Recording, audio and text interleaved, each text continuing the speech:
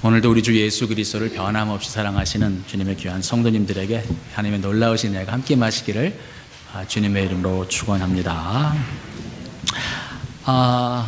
여러분 운동을 좋아하십니까? 운동을 좋아하지 않는 분도 운동 경기를 보시면 간혹가다 이런 경우를 보십니다. 그게 뭐냐면 관중이, 팬들이 선수들에게 야유를 퍼붓습니다. 사실 야유를 퍼붓고 뭐 마시던 물도 던지고 하는 그런 관중들이 있는데 어째서 그렇습니까? 자기네 편임에도 불구하고 야유를 퍼부을 때는 대부분 그 관중들은 팬들은 본인들이 원하는 팀이 어떻게 해서 이기지 못하니까 팬들이 원하는 것은 항상 승리인 것 같아요. 팬들이 원하는 것은 항상 자기네 팀이 잘하기를 원하는 것 같은데 그 선수가 결정적인 순간에 이겨줬으면 좋겠는데 그래서 그 팀이 챔피언십을 따갖고는 우리 팀 이겼다 하고 싶은데 그 선수의 실수로 말미암아 결정적인 어떠한 오류로 말미암아서 못 이겼을 때 그 팬들은 분노를 참지 못하고 야유를 퍼붓고 저주를 합니다. 사실 교회 안에도 팬인지 아니면 패밀리인지 우리는 우리 자신들에게 물어봐야 됩니다. 왜냐하면 예수 그리스도가 예루살렘에 입성하실 때 여러분들 팬들이었어요. 예수 그리스도가 예루살렘에 입성하실 때 그 팜선데이에 그 종료주일에 많은 사람들이 호산나 호산나 하면서 야 우리는 예수 정말 좋다. 우리 예수 너무너무 좋아해. 우리 정말 예수라면은 우리 뭐든지 할 수 있어라고 예수를 좋아했던 사람들이었지만 여러분 기억하십니까? 일주일 만에 그들은 예수를 못 박으소서 바라바를 풀어주소서라고 변합니다. 어째서 그렇습니까? 팬이기 때문에 그렇습니다. 운동 경기를 봐도 사실은 그 팀이 잘할 때는 선수들이 팬들이 원하는 대로 잘할 때는 누가 팬이고 누가 패밀리인지 구분이 가질 않습니다. 언제 누가 팬이고 언제 누가 패밀리인지 알 수 있냐면 그 선수가 잘못했을 때 그 선수를 위로해 주는 것은 패밀리입니다. 그 선수가 실수했을 때 그 선수가 원하는 대로 못 해줬을 때 그 선수를 위로해 주고 격려해 주시면서 아니야 넌 잘할 수 있어. 괜찮아. 네가 내 남편 된 것은 네가 이걸 잘하기 때문에 기능적으로 네가 돈을 많이 벌어와서 내 남편이 아니잖아 라고 얘기해 줄 수 있는 것은 아내인 것입니다. 근데 이 지지리도 못난 인간아 왜 요즘 돈도 못 벌어오냐고 하는 것은 아내가 아니라 팬일 것입니다. 오늘 여러분과 저는 매 순간순간마다 나는 과연 예수를 다만 좋아하는 사람인가? 예수의 팬인가? 예수의 광팬인가?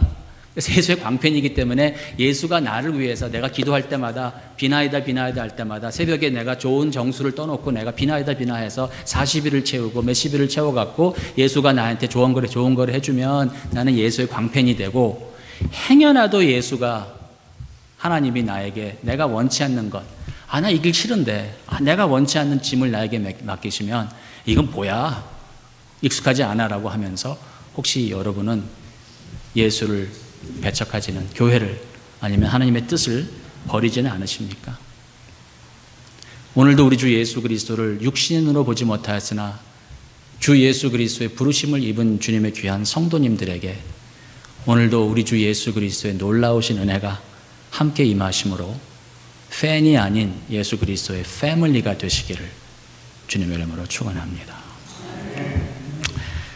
패밀리가 되려면 종교인이 아니라 예수 그리스도의 가족이 되어야 됩니다. 소비자가 아니라 성도가 되어야 됩니다. 소비자는 권리를 주장합니다.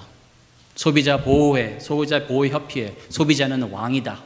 그렇기 때문에 소비자는 본인들이 지불한 그 멤버십 듀에 대한 그 어떠한 그 권리가 있습니다. 내가 이만큼 지불했으니까 나는 이것을 받을 권리가 있다.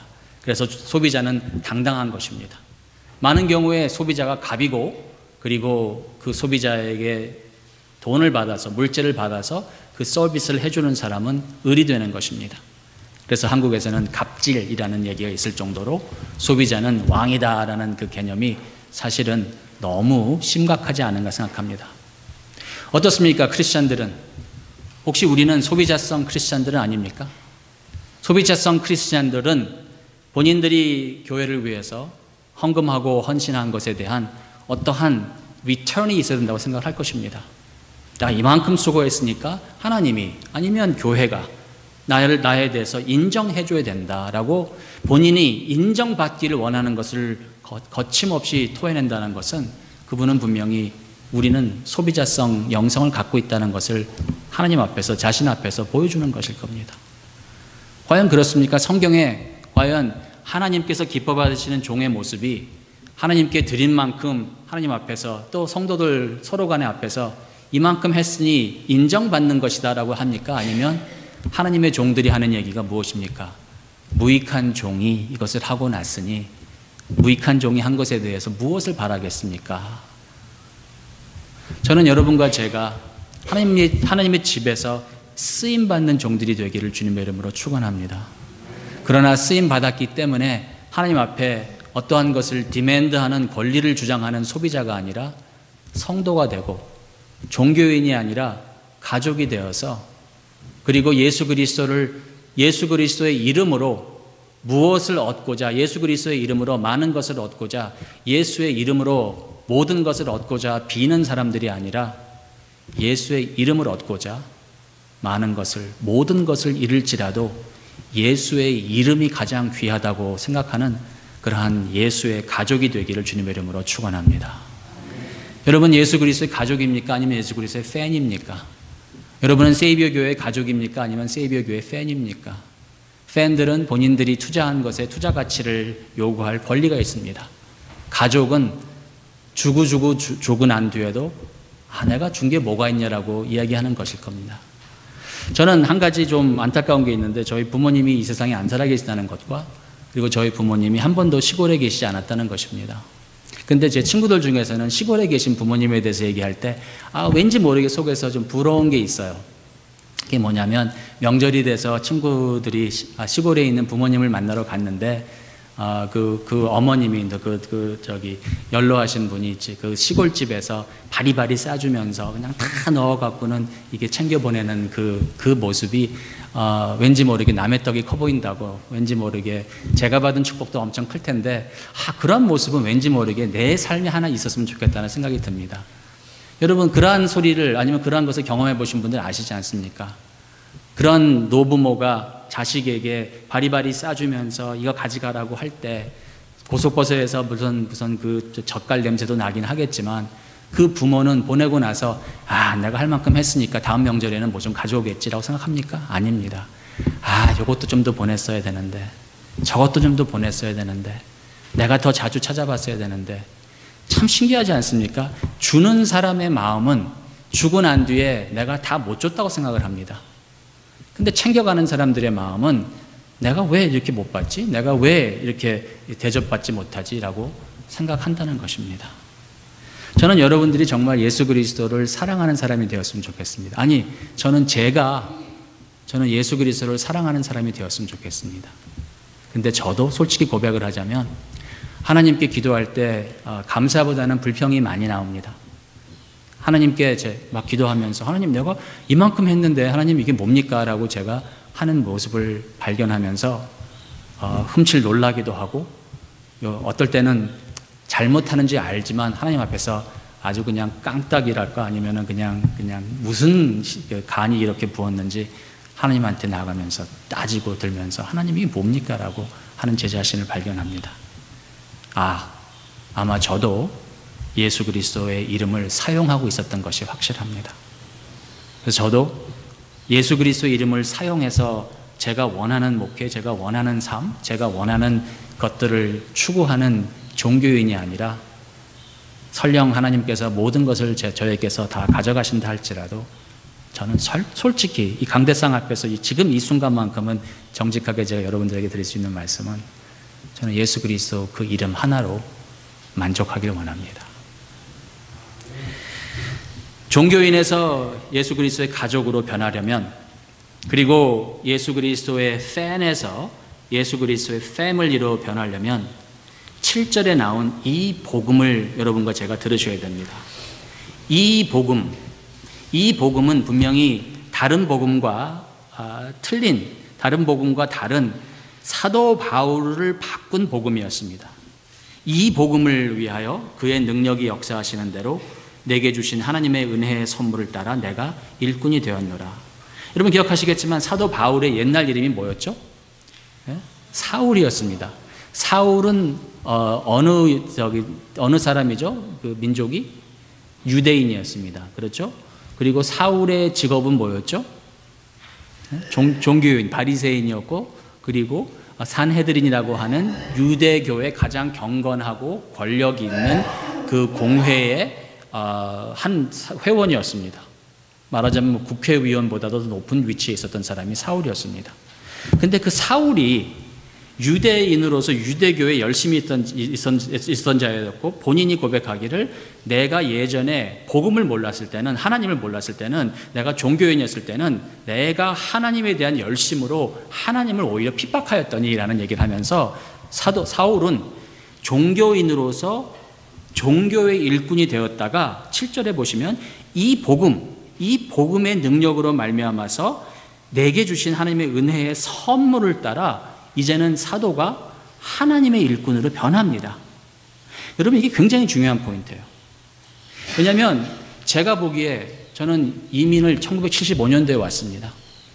그때 14살이었는데 75년도에 이민을 온 제가 그 이민교회의 모습을 쭉 보면서 대학교 졸업하고 대학원 다니면서 직장 생활하고 세화에서 사회 생활하면서 어느 한 교회에 있으면서 교육부를 맡게 되었는데 그 교육부에 있는 아이들이 저한테 영어가 되고 또 젊으니까 저한테 많은 얘기를 털어놓았습니다. 그 교육부에 있었던 아이들은 그때 그 당시에 제가 중고등부를 맡고 있었는데 그 아이들이 누구냐면 그 교회의 목사님들의 자녀들과 장로님들 또 선교사님들의 자녀들이 딱 그 나이였어요. 저한테 털어놓는데 그게 무슨 얘기냐면 대충 내용이 너무 괴로운 거예요. 아이들이. 왜? 집에서 보는 부모님의 모습과 교회에서 보는 부모님의 모습이 너무 판이하게 다르기 때문에 좀 비슷하게라도 하면은 인간이니까라고 받아들일 텐데 집에서 보는 부모님의 모습과 그리고 밖에서 교회에서 특별히 보여지는 부모님의 모습 속에서 너무 그 둘이 다이카라머스하고 이중적인 모습을 보면서 아이들의 마음속에는 신앙의 갈등이 오는 거예요. 우리 부모님은 나보고 예수 잘 믿으라고 하는데 우리 부모님이 교회에서 하는 행동과 집에서 하는 행동을 보니까 집에서 목사에 대해서 교회에 대해서 아니면 다른 사람들에 대해서 하는 얘기와 그걸 다 내가 듣는데 교회에 와서 그분들이 하는 행동을 볼 때 나로 어린 아이들이 얼마나 순수해요. 그런 아이들이 저에게 막 토해놓는데 제가 감당이 안 되더라고요.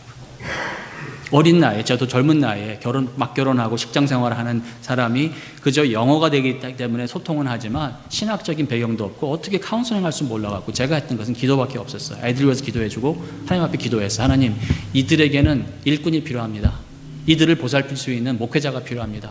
쭉 기도하는데 제 마음속에 하나님의 음성인지 아니면 제가 착각한 건지 잘 모르겠어요. 요즘 와서는 제가 착각했다는 생각이 많이 드는데 제 마음속에 든 생각이 네가 할 일을 왜 다른 사람한테 자꾸 맡기려고 하느냐?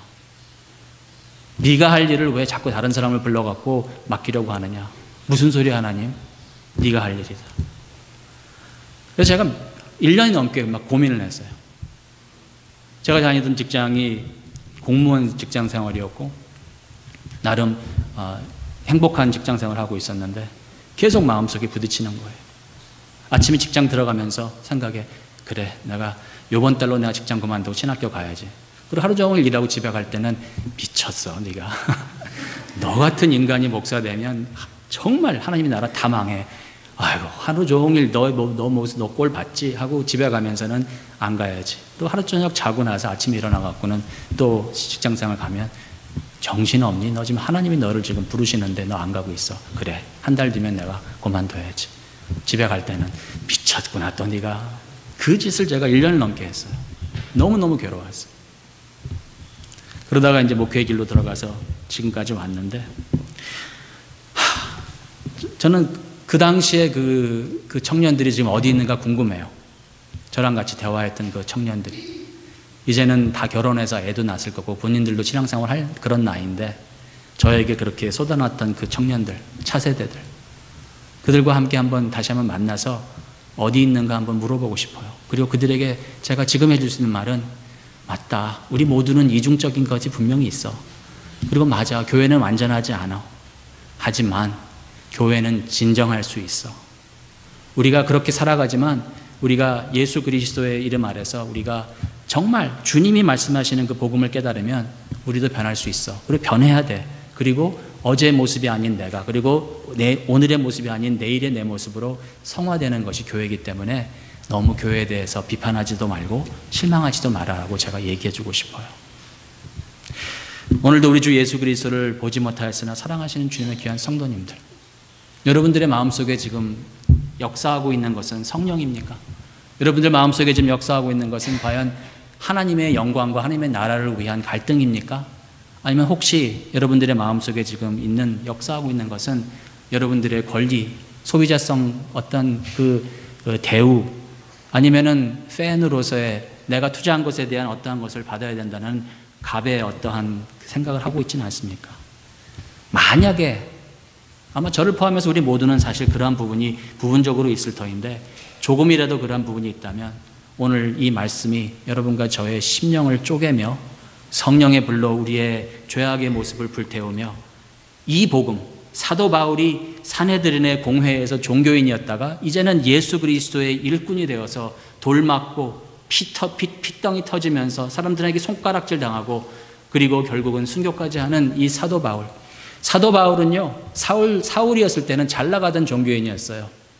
사도 바울은 사울이었을 때는 동네에서 인정받는 잘 나가는 사람이었어요. 아마 사울의 장모는 아마 산헤드린 그 사위 두고는 우리 사위 그랬을 거예요. 근데 뭐 가정적인 얘기지만, 가설이지만, 사울이 바울이 되고 나서는 장모가 얼마나 원통했을까 생각을 해보세요. 바울은 예수 만나고 내려가고 깨지고 부서지고 망가지고 대형교회로 올라가는 것이 아니라 자꾸 내려가고 깨지고 뽀개지고 손가락질 당하고 돌 맞고 채찍질 당하고 굶고 헐벗고 죽을 뻔한 것을 몇 번 당하면서 결국은 감옥살이 하다가 결국은 예수의 이름을 위해서 죽었습니다. 가족은 그런 거예요. 팬은 예수 그리스도의 이름으로 말미암아 명성, 명예, 더 큰 것을 요구할 수 있겠지만 가족은 그런 거 아닙니다. 짧게 결론 몇 가지 내릴게요. 첫째, 무엇이냐면 사도 바울이 갇힌 자가 되었어요. 여기서 갇힌 자라는 것은 죄수를 말하는 건데, 여러분, 사도 바울이 무슨 죄를 지었을까요?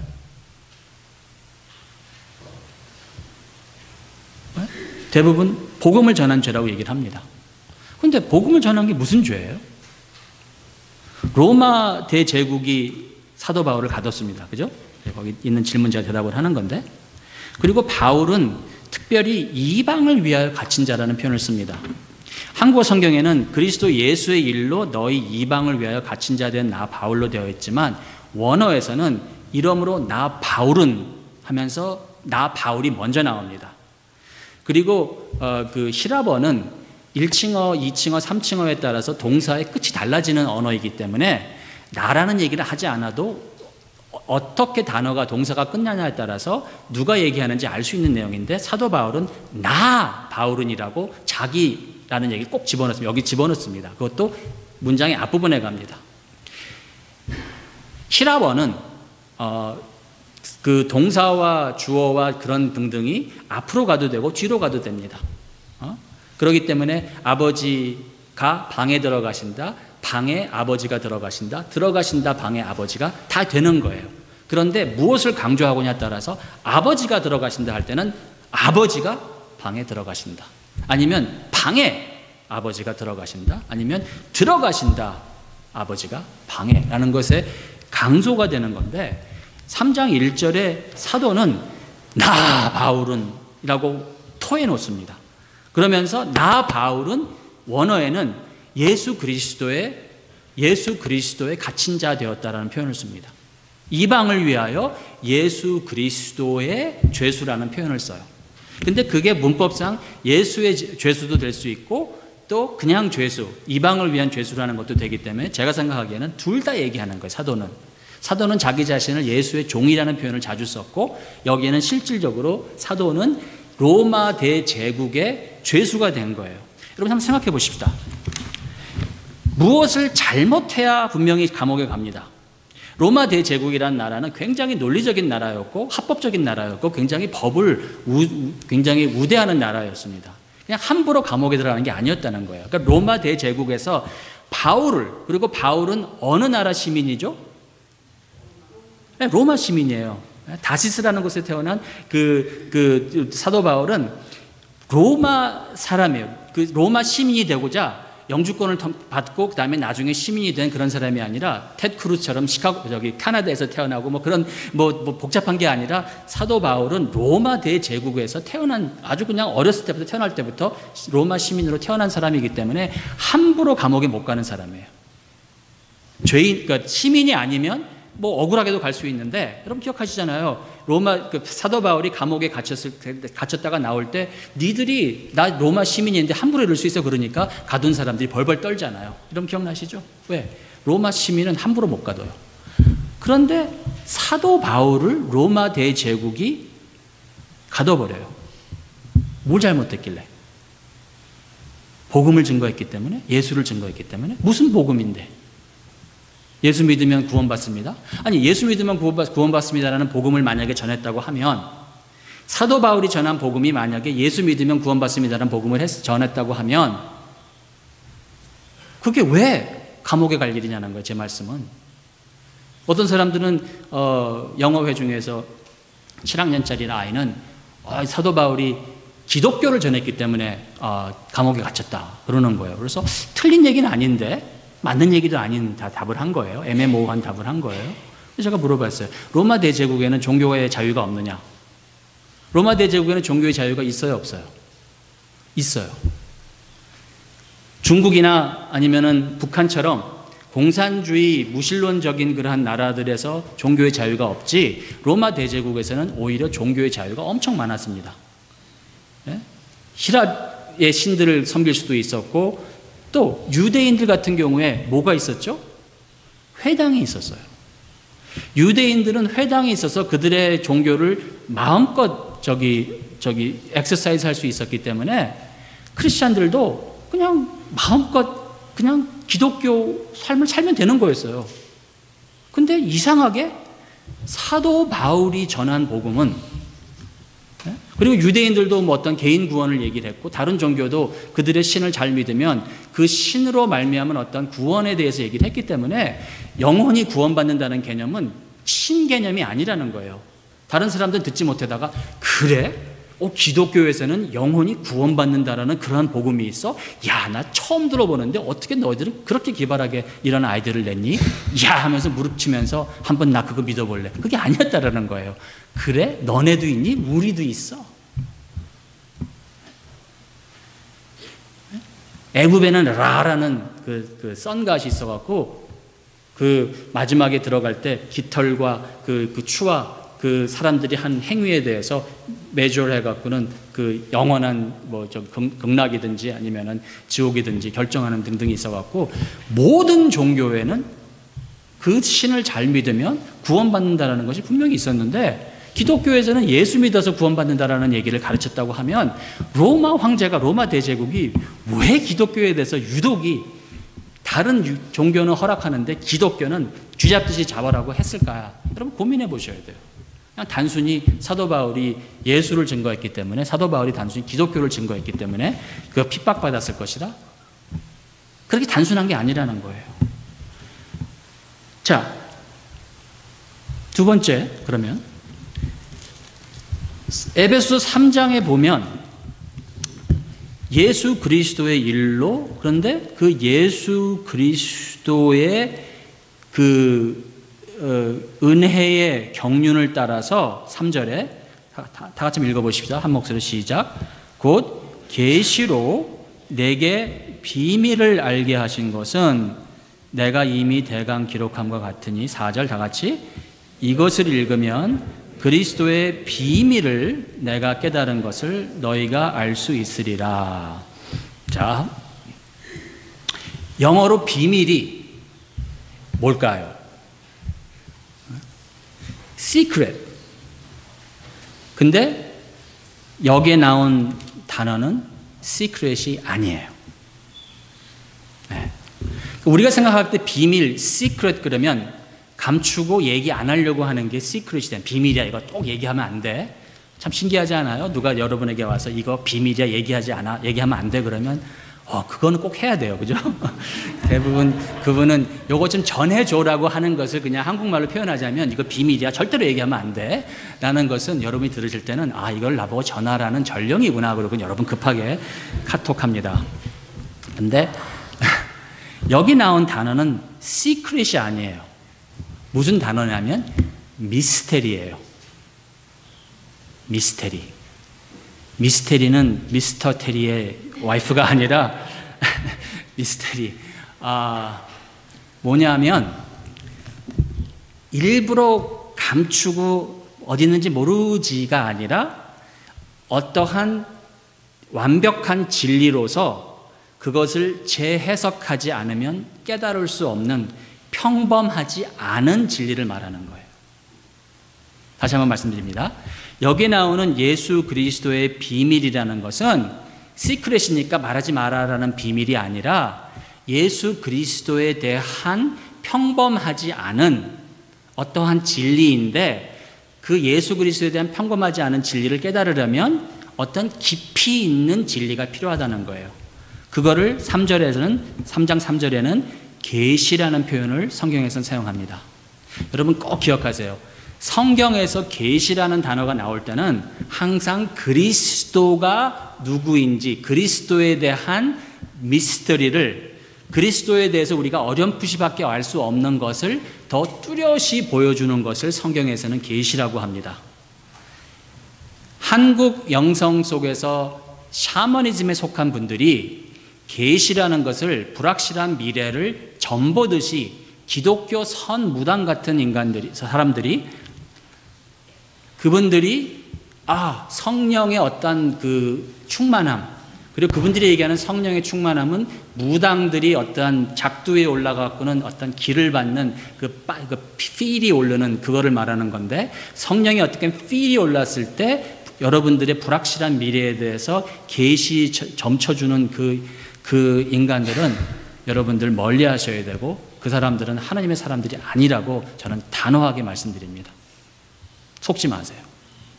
설령 90% 맞추는 확률이 있다 하더라도 제가 어렸을 때는 웬만한 점쟁이들은 90% 이상 맞추는 확률이 다 있었어요. 한국에, 서울에.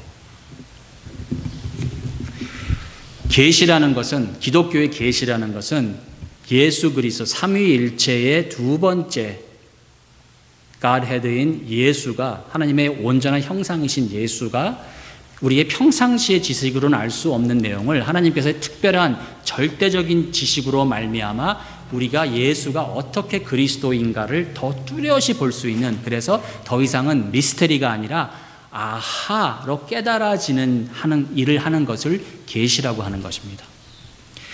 그 계시가 없었을 때는 사도 바울은 사울로서 유대인의 종교에 열심히 있었고 그 유대인의 종교의 열심으로서 오히려 하나님의 이름으로 열심히 뭘 했어요? 하나님을 대적했어요. 여러분 이게 정말 안타까운 내용이에요. 제가 이민교회를 봤을 때 너무도 많은 분들이 열심은 있는데 하나님의 말씀에 지식이 없어요. 열심히 있어갖고 새벽기도, 수요예배, 공예배 등등에서 그런 열심은 있는데 그 열심 속에서 그들이 하는 기도를 보면 하나님의 감동을 받은 그런 기도가 아니라 하나님을 그들의 신들을 감동시키려고 하는 인간의 노력일 뿐 그리고 그러한 것으로 말미암아서 그들은 예수의 이름으로 본인들이 원하는 것을 얻어내는 팬들일 뿐 그들은 가족이 아니라는 사실이 제가 옆에서 볼 때 너무도 안타깝기 때문에 세이비어 교회를 개척하면서 우리 교회는 건강한 교회가 되어야 된다. 건강한 교회가 되려면 단순히 건강한 교회를 흉내내는 것이 아니라 건강한 교회의 체질을 DNA를 여러분과 제가 소유해야 되는 것인데 그 소유는 여러분과 제가 이 7절에 나오는 이 복음 성경에서 얘기하는 복음을 받아들이셔야 된다는 거예요. 그리고 이 성경에서 얘기하는 복음을 받아들이시면 여러분과 저의 삶이 어떻게 되냐면 사울처럼 잘 나가던 삶에서 바울처럼 쫓기는 삶, 사울처럼 인정받는 삶에서 바울처럼 돌 맞는 삶, 사울처럼 우대받는 삶에서 바울처럼 돌멩이 맞고 감옥에 갇히는 삶이 된다는 사실을 여러분 깨달으시기를 주님의 이름으로 축원합니다. 여러분 그래도 믿으시겠습니까? 그래도 믿으셔야 돼요. 그래서 믿으셔야 돼요. 예수 믿고 명예 얻으려고 예수 믿는다면 예수 잘못 믿는 거예요. 그 예수는 성경에 나온 예수가 아닌 거예요. 예수 믿고 내 삶이 좀 편해지고 풍요로워지고 못하는 사회생활 교회 안에서 하면서 내가 좀 인정받으려고 하면 그 예수는 성경에 나온 예수가 아닙니다. 예수 믿으면 우린 세상으로부터 버림받게 돼 있어요. 핍박받게 돼 있어요. 돌맞게 돼 있어요.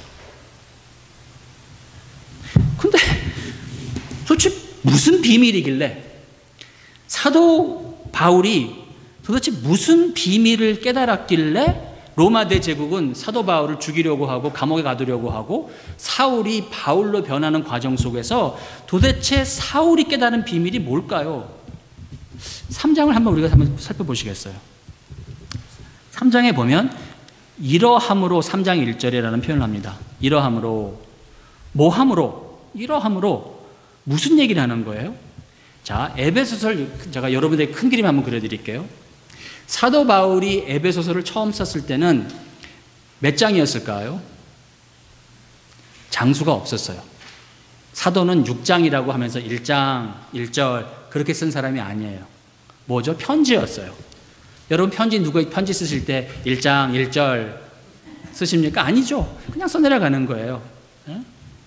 사도 바울은 그냥 써내려갔고 종이가 빠삐루가 귀했던 시절이었기 때문에 띄엄쓰기도 이렇게 하지 않고 붙여갖고는 바닥바닥하게 썼어요. 감사하게도 히라버라는 것은 그 단어의 끝에서 그리고 문장이 어디에 있느냐에 따라서 해석이 되기 때문에 붙였어도 전혀 문제가 되지 않아요. 참 놀라워요. 하나님의 그 지혜라는 게. 사도는 그냥 쓴 거예요. 근데 나중에 성역 공부하는데 사도가 한 얘기 이 복음을 위하여 한번 찾아보세요. 그런데 사람들이 어디에요? 라고 하는데 힘들잖아요. 그러니까 교회에서 안 되겠다. 우리 이거 장으로 나누고 절로 나누자라고 그래갖고는 작업을 해갖고는 이게 나중에는 장과 절로 나눠집니다.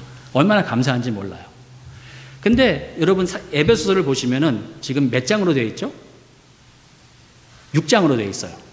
6장으로 되어 있는데 4장, 5장, 6장은 이제 우리가 이제 또 계속 배우겠지만 우리가 어떻게 살아야 되는가에 대한 이러한 어떤 그 가르침이 분명히 아주 세게 담겨져 있어요. 그걸 영어로 말하자면 imperative라고 합니다.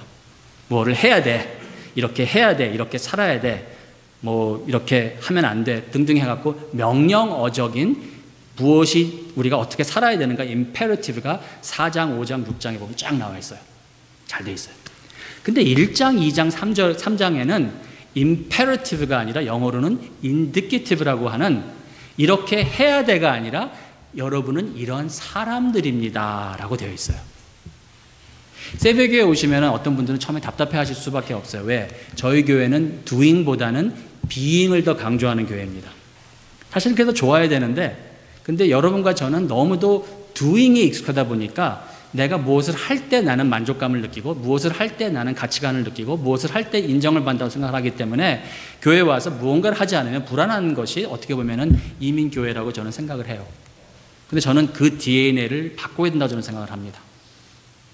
놀고 먹자라는 게 아니라 놀 때 즐거워야 된다는 것이고 놀 때 하나님의 영광을 위해서 놀아야 된다는 것이고 먹을 때 하나님의 영광을 위해서 먹어야 된다는 것이고 제 말씀은 뭐냐면 내가 무엇을 하기 전에 내가 누구인가를 깨닫는 게 굉장히 중요하다는 거예요. 근데 에베소 1장 2장에는 무슨 얘기가 나오냐면 예수 그리스도의 통치하심이 1장에 나옵니다. 여러분 기억하시겠지만 예수 그리스도가 모든 것 위에 뛰어나신 왕이십니다. 예수 그리스도는 정말 왕 중의 왕이시고 모든 것 뛰어나신 분인데 그분이 세상의 왕이시면서 세상의 머리시면서 교회를 위한 머리가 되십니다가 예수 그리스도의 그 다스리심이 나와요. 1장에. 그리고 그 다스림 밑에 있는 여러분과 저는 그 하나님 나라에 부르심이 있는 자들인데 2장에서 강조되는 건 뭐냐면 사실은 그 나라에 부르심이 있는 여러분과 저지만 그 부르심에 합당한 자들이 아니라는 거예요. 2장 1절에 무슨 얘기가 나오냐면 원래 여러분과 저는 우리도 이 세상에 있는 사람과 똑같이 안 믿는 자들과 똑같이 공중 권세 잡은 자들 밑에서 우리는 원래 죽었던 사람들이라고 2장 첫 부분에는 강조되는 것입니다. 본질상 여러분과 저는 진노의 자식들이다. 세례 요한 같으면 독사의 새끼들이다 라고 하는 내용이 에베소서 2장의 앞부분에서 1장에서 10절까지는 본질상 진노의 자식이라는 표현을 합니다. 그리고 나선 11절부터 2장 후반전에는 뭐냐면 예수가 머리 드신 교회는 너희들인데 교회의 모습 속에는 놀랍게도 유대인들과 이방인들이 예전에는 종교에 담이 있어갖고 이방인들과 유대인들이 같이 하지 못했었는데 예수가 그 담을 허시고 근데 그 담을 헐어서 너희들이 가까워지는 것은 아무것도 아닌 게 유대인들과 거룩하신 하나님 사이에도 죄라는 담이 있었는데 예수 그리스도는 그 담도 헐으셨기 때문에 유대인들도 별거 아니야. 그들도 이방인들과 똑같은 죄인들이었는데 유대인들과 하나님과의 그 거룩한 벽을 예수 그리스도가 헐으셨기 때문에 유대인들도 하나님의 자녀가 되는 것처럼 이방인들도 예수 안에서 하나님의 자녀가 될 수 있어라고 2장에서 얘기하는 거예요. 자, 그리고 3장에 가면서 이러함으로 예수 그리스도는 왕이시고 예수 그리스도는 통치하시고 예수 그리스도는 만물의 주인이신데 만물의 주인인 예수 그리스도가 하시는 게 있는데 그게 뭐냐면 교회를 사랑하신다는 거예요. 그리고 교회에 누구를 부르시냐면 전에는 원수였던 인간들을 전에는 너가 잘났냐 내가 잘났냐 하던 그 유대인들과 이방인들의 그 담을 헐으신 예수 그리스도가 하나가 되었으니 교회에서 무엇보다도 평화를 도모하고 화평을 도모하고 하나님의 영광을 위한다고 하는 자들은 교회 분열을 일으키는 것이 아니라 화평을 도모하는 것이 옳다라고 얘기하면서 이러므로 그래서 이 예수의 일로 내가 예수의 종이 되고 예수의 죄수가 되었는데 내가 너희들에게 이 복음을 전해야 된다. 이 복음이 무엇일까? 이 복음은 이 그리스도의 비밀이 담겨져 있는 건데 이 비밀이라는 게 무엇일까? 여러분 3장 이제 제가 시간 때문에 이제 오늘은 더 깊이 못 들어가는데 사도 바울은 몇 번씩 복음 몇 번씩 비밀이라는 내용이 나오는데 여러분과 제가 궁금해 생각해야 되는 게 뭐냐면 이상하게 생각해야 되는 게 뭐냐면 이 비밀이 도대체 뭐길래 로마 대제국은 사도를 감옥에 가두려고 했고 그리고 이 비밀이 도대체 뭐길래 이 비밀을 깨달은 사울은 예전에 그 잘나가던 사울이 다 포기하고 돌 맞아도 좋고 핍박받아도 좋고 다 잃어도 좋고 생명까지 바쳐도 좋으니까 그 계시로 말미암아 그 비밀로 말미암아 사도가 예전에 가던 길과 완전히 다른 길, 완전히 다른 DNA를 택했다는 거예요. 근데 그 비밀의 내용이 보니까 별거 아니에요. 에? 그 별거 아니에요. 그게 뭐죠? 4절에 보시면 3절 4절 보시면 계시로 비밀을 알게 해서 내가 대강 기록했는데 이것을 읽으면 너희도 그리스도의 비밀을 내가 깨달은 것처럼 너희도 이 비밀을 깨달을 수 있어. 그게 뭐냐면 다른 세대에는 사람의 아들들 즉 구원받지 못하는 하나님 언약의 밖에 있던 사람들에게는 알지 못하게 했던 내용이었는데 사도와 선지자들의 터 위에 세우는 거룩한 사도들과 선지자들에게 성령으로 나타내신 그것이 지금 비밀이었던 것이 지금 내가 깨달아진 건데 그게 뭐냐면 6절 다 같이 한번 읽으십니다. 시작. 이는 이방인들이 복음으로 말미암아 그리스도 예수 안에서 함께 후사가 되고 함께 지체가 되고 함께 약속에 참여하는 자가 됨이라. 여러분 에베소 3장 6절은요 여러분들이 대부분 아마 밑줄 안 그으셨을 거예요. 요한복음 3장 16절 여러분 밑줄 그으셨을 것이고 뭐 빌립보서 4장 13절 내게 능력 주시는 자에서 모든 것을 할 수 있느니라 밑줄 그으셨을 텐데 3장 6절은 에베소 3장 6절은 아마 밑줄 안 그으셨을 거예요. 그런데 그게 복음인 거예요. 그리고 여러분과 저에게는 3장 6절을 읽는데 눈물이 핑 안 돌아요. 그래서 회개해야 되는 거예요. 왜? 여러분과 저는 복음을 오해하고 있었어요. 예수 그리스도가 복음을 전하고 가르쳤을까요? 맞습니다. 정신 나간 질문을 하고 있어. 예수 그리스도는 당연히 복음을 전하고 가르쳤지. 그런데 예수 그리스도가 전한 복음이 무엇이냐는 거예요. 사도 바울이 깨닫고 사도 바울이 자기의 모든 것을 180도 전환할 수 있고 예전에 잘 나가던 인간이 잘 나가지 않는 것을 스스로 택할 수 있었던 그 삶의 결단이 뭐냐면 이방인들이 이 복음으로 말미암아 7절에 나오는 이 복음을 위하여 그의 능력이 역사하시는 대로 내게 주신 하나님의 은혜의 선물을 따라 내가 이제는 그 복음 때문에 일꾼이 되었는데 이 복음이 뭐냐면 이 계시가 한 이 복음이 뭐냐면 예수 그리스도의 복음이 뭐냐면 사도의 복음이 뭐냐면 선지자의 복음이 뭐냐면 예수 안에서 이방인들과 유대인들이 함께 후사가 된다는 거예요. 무엇에 대한 후사일까요? 하나님 나라. 복음은 개인 구원에 대한 내용이 아닙니다. 그럼 개인 구원이 없느냐? 그게 아니죠. 잘 들으셔야 돼요. 복음을 여러분이 오해하셔갖고는 내가 예수 믿으면 내가 구원받는다. 개인적인 것을 여러분 생각하시면 로마 대제국이 그렇게 난리 칠 필요가 없어요. 근데 로마 대제국 입장에서 한번 생각해 보세요.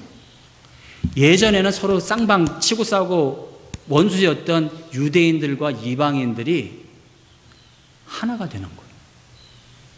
하나가 되는데 괜히 그냥 하나가 되는 게 아니라 무슨 동호회, 고등학교 친목회가 아니라 등산회 그런 게 아니라 왕을 섬긴대요. 새로운 왕을. 유대인들의 왕, 이방인의 왕이 사실은 하나라는 거예요. 예전에는 유대인들과 이방인들이 절대로 하나가 될 수 없었던 민족과 민족 간의 원수 인간들이었는데 어느 날부터 이 인간들이 산헤드린이라고 하는 아주 유대인 중에서 가장 최고봉에 올라갔던 사울이라고 하는 인간이 어느 한순간부터 이방인들한테 가갖고는 처음에는 좀 따귀도 맞고 처음에는 좀 안 좋은 소리도 듣던데 이상하게도 놀랍게도 이방인들과 유대인들이 화목하게 지내는데 거기에 중심에는 뭐가 있냐면 예수 그리스도의 왕되심과 그리고 이전에는 전혀 생각지도 못했던 이방인들과 유대인들이 한 하나님 밑에서 화목하게 되며 그들이 하는 얘기가 우리는 이제 예수 그리스도의 가족입니다. 그리고 가족이고 예수님이 우리의 참된 왕이십니다. 그러면서 로마 대제국을 위험하게 하는 넘보는 새로운 왕국을 얘기하는 거예요. 그리고 이 왕국의 이 끝이라는 것은 끝이 안 보여요. 왜? 이들이 얘기하는 왕국이라는 것은 예수의 영향력을 말하는 것이고 예수 그리스도를 위해서는 이들이 죽음도 각오해요. 1세기에 역병이 돕니다. 역병이 도니까 사람들이 다 도시를 떠나서 도망갑니다. 사람들이 도망가면서 살겠나라고 하는데 역병이 돌아가는 남들이 가지 않는 곳에 누가 가는지 아세요? 그리스도인들이 들어가요. 가족도 아닌데 들어가 갖고는 특별한 약이 있었던 것이 아닙니다. 역병이라는 것은 시간이 지나고 면역성이 생기고 못 먹는 사람한테 조금 죽이라도 미림이라도 먹여주고 그 다음에 그들을 좀 씻어주면 기름으로 씻어주고 좀 잠자게 해주면 몸이 날 수 있는 그런 건데 그리스도인들은 그 짓을 하는데 문제는 간호하는 사람들이 먼저 죽는 경우가 생기기 시작을 합니다. 그래서 그리스도인들이 여름철에 파리처럼 죽어갑니다. 근데 그들은 그 역병으로 죽어가는 사람들을 섬기기 위해서 섬기면서 그들이 교회가 커지는 것을 바라지 않았어요. 그 대가로 요구한 것이 아무것도 없었어요. 다만 그들은 그 안에서 죽었던 그들을 살리셨던 예수 그리스도의 역사하심이 그들의 마음속에 그들을 동요해서 그들은 그 주위에 그들을 필요로 하는 사람들을 외면하지 못하고 다만 간 것뿐이었어요. 예수 그리스도의 가족은 팬들은 잊지 못해요. 팬들은 본인들한테 오는 이익이 있어야, 소비자는 본인들이 원하는 그 어떠한 대가가 있어야 거기에 속해 있습니다만 가족은 가족을 돌보다가 파리 인생처럼 내가 없어져도 가족이기 때문에 함께 할 수 있는 것입니다. 예수 그리스도가 복음을 가르쳤습니다. 맞습니다. 근데 예수 그리스도는 개인 구원을 가르친 게 아니에요.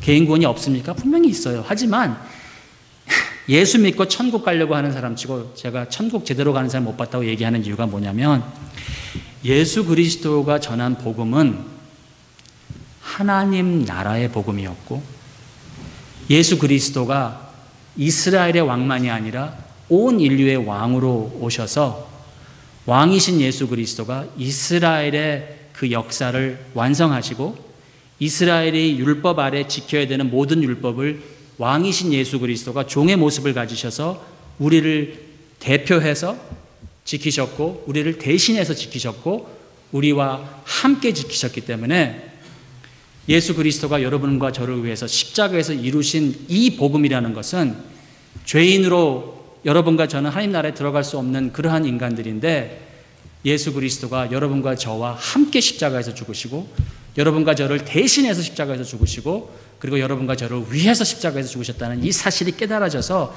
내가 이전에는 예수 그리스도의 광팬이었다가 이제는 예수 그리스도의 가족이 되는 그러한 내적, DNA적, 체질적 변화가 거듭남의 변화가 있다는 사실을 깨닫는 것이 이 복음, 사도 바울의 복음, 사울이 바울로 변하는 복음이라는 사실이 여러분들에게 명백히 깨달아지기를 주님의 이름으로 축원합니다. 여러분 이 복음을 아셔야 돼요.